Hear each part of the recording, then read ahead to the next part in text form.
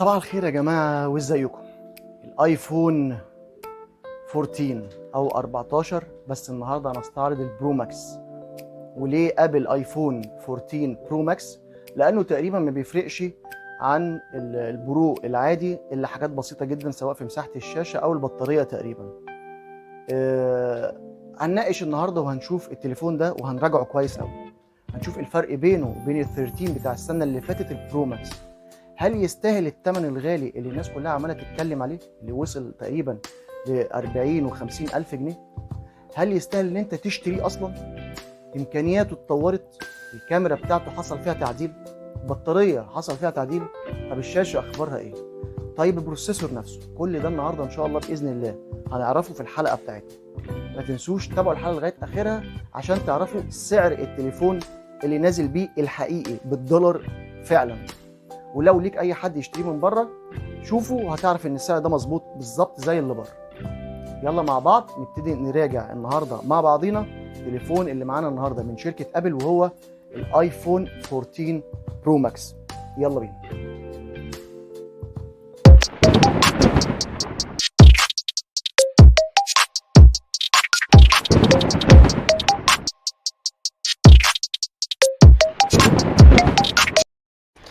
أعزائي المشاهدين في كل مكان، ازيكم واخباركم ايه؟ يا رب تبقوا بخير، واهلا بيكم في حلقه جديده من حلقات قناه ثاندر تكنولوجيا ومعلومات، ومعاكم اخوكم اشرف. الحلقه دي حلقه تقيله شويه، وسامحوني اذا كنت هطول فيها شويه، عشان المعلومات وكميه المعلومات اللي احنا هنسردها النهارده ان شاء الله هتبقى تقيله شويه برضو وكتيره.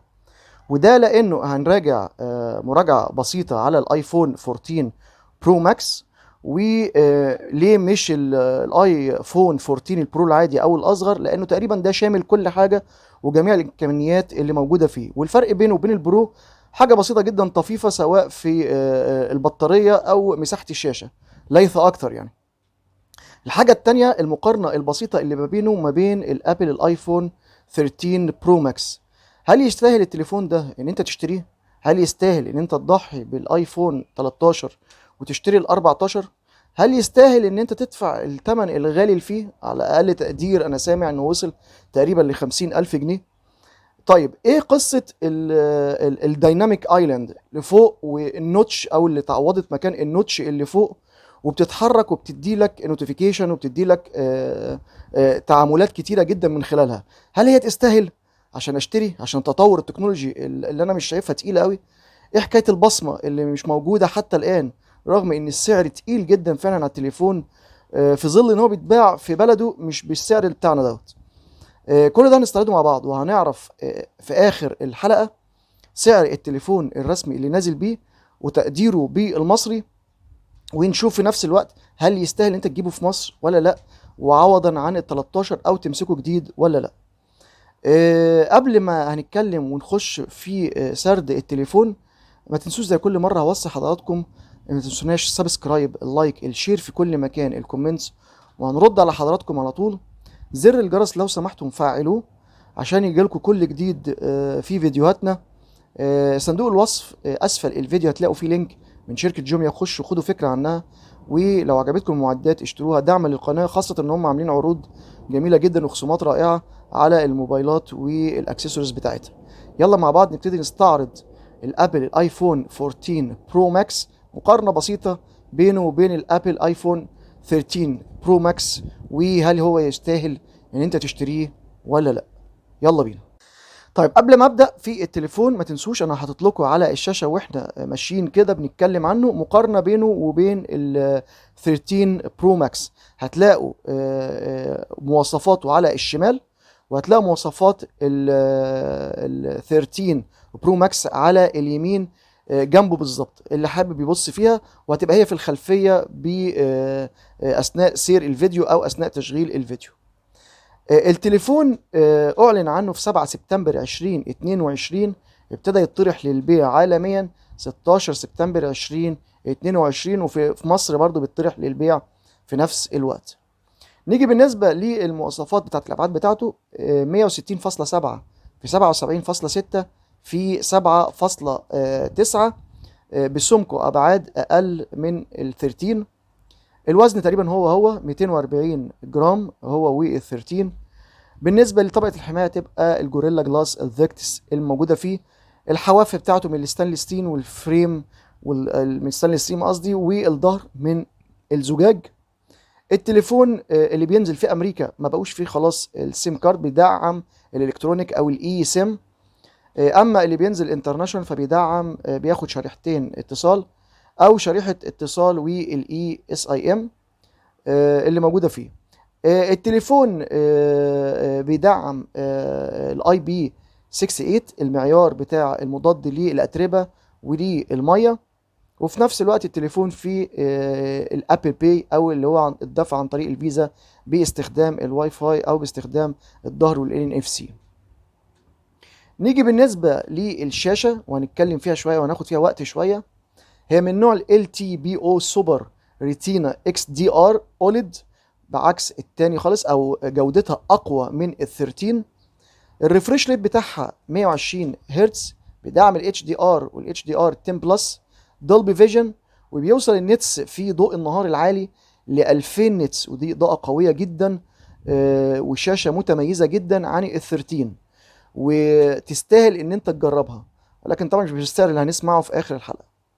التليفون ابعاده هو تقريبا زي ال 13 6.7 بقوه استحواذ اعلى شويه 88.3%. ريزولوشن الشاشه اعلى من ال 13 1290 في 2796 بكسل بقوه اعلى برضو 460 بي بي اي او بكسل بير انش. طبقه الحمايه زي ما احنا عارفين الاماميه هتبقى من نوع الكورنينج جوريلا جلاس فيكتس مضاد للخدش، ومن نوع السيراميك جلاس اليفوبيك كوتنج اللي مغطيه والمضاده للكسر او للصدمات التقيله. طبعا في خاصيه الاولويز ان ديسبلاي، وفي خاصيه الايلاند او الدايناميك ايلاند اللي فوق اللي اتعوضت مكان النوتش. هي اختراع جميل ورائع جدا، ولكن انا عايز اقول لحضراتكم اللي صباعه كبير شويه مش هيعرف يتعامل مع دي، ودي نقطه ضعف قويه جدا في ديت. هي شيك، بتظهر نوتيفيكيشن، ممكن تلاقي فيها شغل حركات زي الديناميك شويه، ولكن في الاصل لو حد صباعه كبير شويه مش عارف يتعامل مع التليفون ده ومش عارف يتعامل مع الدايناميك ايلاند اللي فوق اللي في الشاشه. بخلاف كده برضو هي موجود البرنامج او اللي عايز يقلد يعني نزل البرنامج دوت في البلاي ستور في الاندرويد، وتقدر ان انت تنزله من البلاي ستور وتقلد بالظبط الايفون فيها وتنزل لك الخاصيه دي بالديناميك بتاعتها. طبعا هو الشكل جديد والمنظر جديد، النوتيفيكيشن بتطلع فوق بشكل فلوتنج كده، ولو جيت تسحب البرنامج لفوق زي ما هتشوف في الفيديوهات اللي موجوده دلوقتي قدامنا بيبقى ليها شكل شيك في الديناميك اثناء الاستعراض، وطلوع البرامج بالمنظر ده في الفلوتنج نفسها واظهار الداتا فيها. ولكن انا مش شايف ان ده اختراع او حاجه جامده جدا يستاهل الثمن اللي اتقال عنه او اللي بيتباع بيه التليفون ده في مصر، بالذات خاصه ان مفيش بصمه في الشاشه. وانا مستغرب حتى الان ان الايفون حاطه بصمه وش لكن مش حاطه بصمه الصباع او حاطه الفينجر برينت في الشاشه زي بقيه التليفونات التانية. عايزه تميز نفسها ماشي، ولكن مش بالسعر العالي الضخم اللي احنا شايفينه ده التقيل قوي على التليفون نفسه يعني. عامه نكمل بقيه سرد التليفون. التليفون بينزل بالاي او اس 16 وابجريد لل 16.0.2. نيجي بالنسبه للبروسيسور، البروسيسور عالي جدا عن السنه اللي فاتت. هو الابل الاي 16 البايونيك، ده اللي معتمديه بتاعته 4 نانومتر، وده هيكسا كور سداسي النواه مش ثماني النواه. النواتين الرئيسيتين الاقوياء اللي بيقوموا بدور الكاستم بقوه 3.46 جيجا هرتز بعكس طبعا ال 13، والاربع انويه الموفره للطاقه واللي بتوفر في الطاقه وبتدعم النواه الثقيله بقوه 2.02 جيجا هرتز. والجي بي يو من نوع الجي بي يو 5 كور جرافيكس زي بالظبط اللي موجود في ال 13، وهو مخصص البروسيسور ده للجرافيكس واعمال المالتي ميديا داخل التليفون. التليفون ما بيجيش بكروت ميموري، الذاكره بتاعته نفس ذواكر بالظبط ال 13، بينزل بذاكره 128 جيجا بايت او 256 جيجا بايت او 512 جيجا بايت او 1 تيرا بايت، والنوع الذاكره من نوع الان في ام اي السريعه جدا عكس اليو اف سي او اليو اف اس الموجوده في موبايلات الاندرويد. نيجي بالنسبه للرامات، فبينزل ب 6 جيجا بايت رام، وبينزل ب لا تقريبا هي ثابته 6 جيجا بايت رام زي بتاع السنه اللي فاتت بالظبط. الكاميرات حصل تطور فيها في الكاميرات نوعا ما. بالنسبه للكاميرا الرئيسيه اللي هي الوايد بقت 48 ميجا بكسل، بعكس او عليت عن السنه اللي فاتت. فتحت عدسه 1.8 دول بكسل بتدعم البي دي اي اف وسنسور شيفت او اي اس والاوتو فوكس. نيجي بالنسبه للكاميرا التليفوتو زيها زي بتاعت السنه اللي فاتت بالظبط، 12 ميجا بكسل، فتحت عدسه 2.8، اوبتيكال زوم 3 اكس، اوبتيكال زوم بتدعم البي دي اف والاي اي اس. الكاميرا الالترا وايد زيها برضو زي السنه اللي فاتت، ولكن فتحت عدسه كبرت شويه، 12 ميجا بكسل، فتحت عدسه 2.2 بتدعم الدول بكسل والبي دي اي اف. والكاميرا الثالثه، او مش هنسميها بقى، انا هسميها الدبث يعني، لان هي صغيره، دي من نوع التي او اف 3 دي، بتدعم السكانر وبتدعم الدبث ونظام العزل اللي فيها. بالنسبه للفلاش فهو مدعم بالدول ال اي دي دول تون فلاش، بيدعم تصوير اتش دي ار والبانوراما.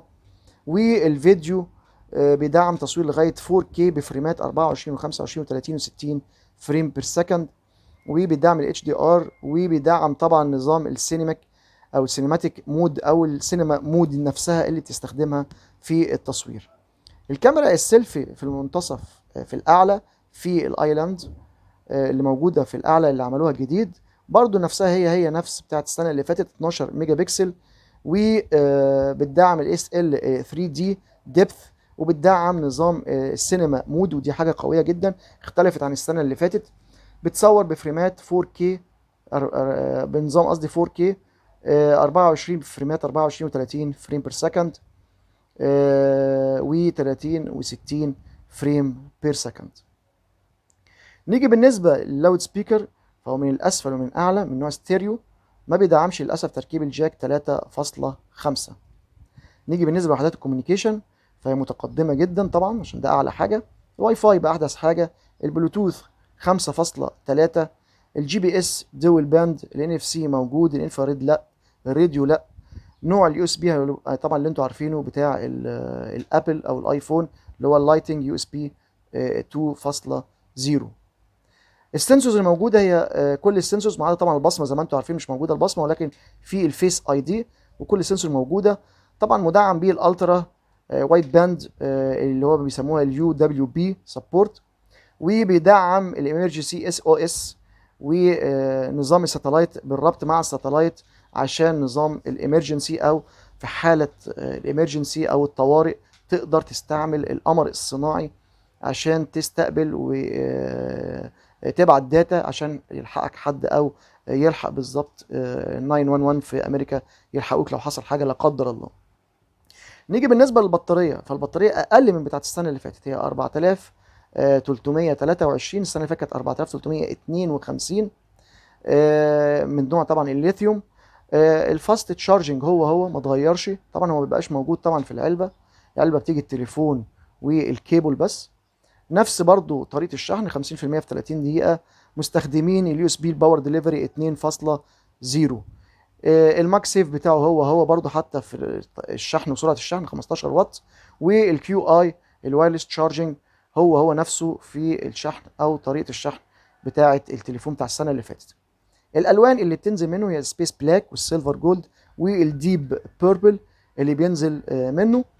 التليفون السعر بتاعه اللي نازل المعلن عنه في اقل ذاكره هو 1480 تقريبا دولار، يعني تقريبا بنتكلم في 30,000 او 29,000 ونص. السعر ده المعلن عنه فعلا اللي هو الانترناشونال، بعكس اللي هو بيجي طبعا على ال الشركات اللي هي الاتصال اللي بتبقى موجوده في امريكا، بتبقى ارخص من كده بكتير، ولكن برضو يظل السعر بتاعه ده اقل من السعر بيعه في مصر. مصر بيتباع بيوصل ل 50,000 جنيه اقل نسخه، انا مستغرب جدا، او 45,000 في اقل نسخه، يعني فرق حوالي 15,000 جنيه. انا مستغرب جدا عن السعر تقيل قوي في التليفون ده. طيب نيجي للسؤال، هل يستاهل التليفون ان انت تغير ال 13 بده؟ والله تفرق معاك انت لو انت عايز تغير، يعني لو انت عايز الشاشه، انا شايف ان الموضوع كله بيختلف في الشاشه والكاميرا الرئيسيه. لو انت عايز الشاشه الرائعه اكتر والشاشه دي مش مريحاك، والكاميرا الرئيسيه محتاج كاميرا تصوير رئيسيه ودي مش مكفيه امكانياتك او مش مديه الاداء اللي انت عايزه، هقول لك غير التليفون واشتري دوت اذا كان طبعا السعر ده مناسب وانت تمتلكه.